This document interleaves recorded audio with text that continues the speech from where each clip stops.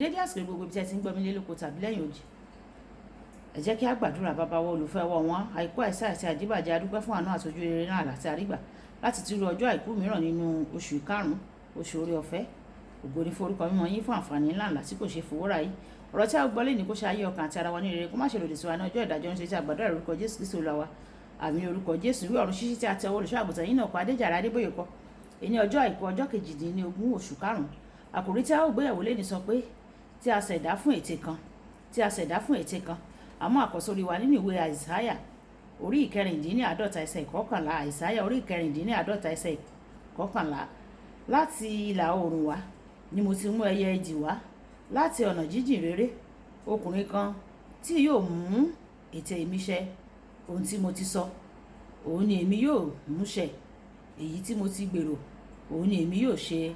Nígbà tí a mú bíbélì kíkà wa nínú ìwé Éfésù orí ìkíní ẹsẹ̀ ìkẹsàn dé ìkejìlá, ìwé Éfésù orí ìkíní ẹsẹ̀ ìkẹsàn títí dé ìkejìlá, ẹni tí ó ti sọ ìjìnlẹ̀ ìfẹ́ rẹ̀ di mímọ̀ fún wa gẹ́gẹ́ bí ìdùnnú rẹ̀, èyí tí ó ti pinnu nínú rẹ̀ fún iṣẹ́ ìríjú ti kíkún àkókò náà, kí ó lè kó ohun gbogbo jọ nínú Kristi, ìbá ṣe èyí tí ń bẹ nínú àwọn ọ̀run tàbí èyí tí ń bẹ ní ayé, àní nínú rẹ̀, nínú ẹni tí a fi wá ṣe ìní rẹ̀ pẹ̀lú, tí a sì yàn tẹ́lẹ̀ gẹ́gẹ́ bí ìpinnu ẹni tí ń ṣiṣẹ́ ohun gbogbo gẹ́gẹ́ bí ìmọ̀ ìfẹ́ rẹ̀, kí àwa kí ó lè jẹ́ fún ìyìn ògo rẹ̀, àwa tí a ti ní ìrètí ṣáájú nínú Kristi.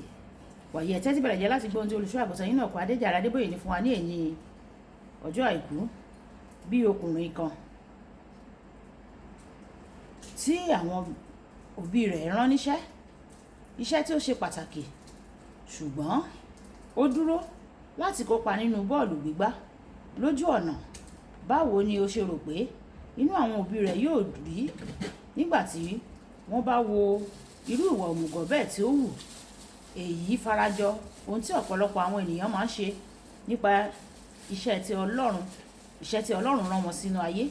Ọlọ́run ti rán gbogbo ènìyàn lórílẹ̀-èdè ayé láti ṣe iṣẹ́ pàtàkì kan, ṣùgbọ́n ọ̀pọ̀lọpọ̀ àwọn ènìyàn máa ń ṣe iṣẹ́, wọ́n máa ń pa iṣẹ́ Ọlọ́run tí ó rán wọn tì sí ẹ̀gbẹ́ kan, wọ́n á sì bẹ̀rẹ̀ sí ní ṣe ohun tí àwọn ò fẹ́ fúnra wọn.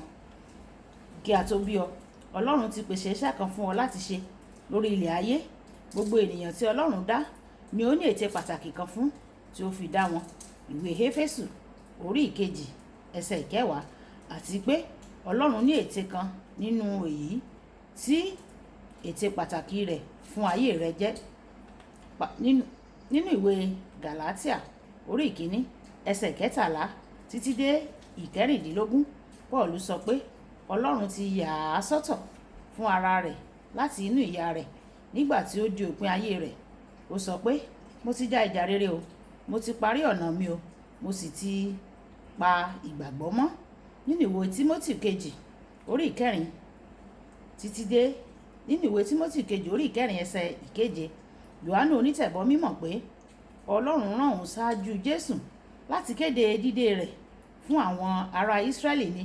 Nínú ìwé Jòhánù orí ìkíní ẹsẹ̀ ìkọkàndínlọ́gbọ̀n títí dé ẹsẹ̀ ìkẹrìndínlógójì, nígbà tí Jésù wá sọ́dọ̀ rẹ̀, ó sọ pé wo ọ̀dọ́ àgùntàn Ọlọ́run, ẹni tí ó ń kó ẹ̀ṣẹ̀ ayé lọ. Ìwé Jòhánù orí ìkíní ẹsẹ̀ ìkọkàndínlọ́gbọ̀n.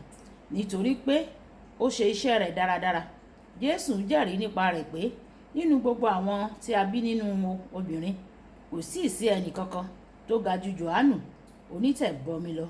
Ìwé Máàkù orí ìkọkànlá ẹsẹ̀ ìkọkànlá. Kí ni ẹ̀rí Ọlọ́run nípa rẹ̀ yóò jẹ́ o? Ó ní iṣẹ́ pàtàkì kan lórílẹ̀ ayé. O kò gbọ́dọ̀ jẹ́ kí ohunkóhun kí ó dá ọ dúró láti mú un kí ó wá sí ìmúṣẹ. Pinnu láti má jẹ́ kí ohunkóhun kí ó dá ọ dúró láti di ẹni tí Ọlọ́run ti yàn ọ́ pé kí o jẹ́ lọ́wọ́. Nígbà tí ó jẹ́ ohun tó wúni lórí fún ẹnìkan láti mọ ète Ọlọ́run fún ayé rẹ̀, ó tún ṣe pàtàkì fún ẹni náà láti parí ètò Ọlọ́run ní ọ̀nà tí Ọlọ́run fẹ́. Fún àpẹẹrẹ, àyàn Mósè láti gba àwọn ọmọ Ísírẹ́lì kúrò ní ilẹ̀ Íjíbítì, ṣùgbọ́n ó kọ́kọ́ gbìyànjú láti ṣe é ní ọ̀nà tirẹ̀. Ó sì fẹ́ gba ẹ̀mí rẹ̀ pàápàá. Ọlọ́run ní láti mú un la ọ̀nà àtúnṣe kọjá kí ó tó padà wá sí ojú ọ̀nà tí ó tọ́. Ìwé Ẹ́kísódù orí ìkejì ẹsẹ̀ 11 dé 15. Olùfẹ́, Ọlọ́run ní ètò pàtàkì kan fún ayé rẹ̀. Ó sì ti ní àwòrán ètò tí o gbọ́dọ̀ tẹ̀lé láti parí rẹ̀. Èyí ni ìdí tí o fi gbọ́dọ̀ máa súnmọ́ láti ní àjọṣepọ̀ tó dánmọ́rán pẹ̀lú Ọlọ́run. Àjọṣepọ̀ rẹ yóò sọ bí wàá ṣe tẹ̀lé Ọlọ́run láti parí àwọn ètò rẹ̀ fún ayé rẹ. Bí wàá ṣe parí ètò rẹ̀ fún ayé rẹ tàbí rárá. Mo gbàdúrà pé ohunkóhun tí yóò mú ọ yẹsẹ̀ kúrò láti parí ètò Ọlọ́run fún ayé rẹ, Ọlọ́run yóò mú kúrò ní ayé rẹ ní orúkọ Jésù. O ò ní yẹsẹ̀ kúrò nínú ètò Ọlọ́run fún ayé rẹ. Kókó ìṣe: bẹ̀rẹ̀ kí o sì tẹ̀síwájú nínú ìbáṣepọ̀ tó gúnrégé pẹ̀lú Ọlọ́run kí o bá lè mú ètè Ọlọ́run fún ayé rẹ ṣẹ. Ẹja sọ pé bàbá mi, Olúwa jọ̀wọ́, mo gbọ́ oore ọ̀fẹ́ láti ní ìbáṣepọ̀ tó dánmọ́rán pẹ̀lú rẹ kí n lè mú ètè rẹ tí o ní fún ayé mi ṣẹ, kí n lè ṣe àṣeyọrí nínú iṣẹ́ ìránṣẹ́ tí o gbélé mi lọ́wọ́ nínú ayé yìí, kí ètè rẹ kí ó sì lè wá sí ìmúṣẹ, kí èmi náà kí o lè fi idà lélẹ̀ ní ẹsẹ̀ rẹ ní òpin ìrìn àjò mi láyé.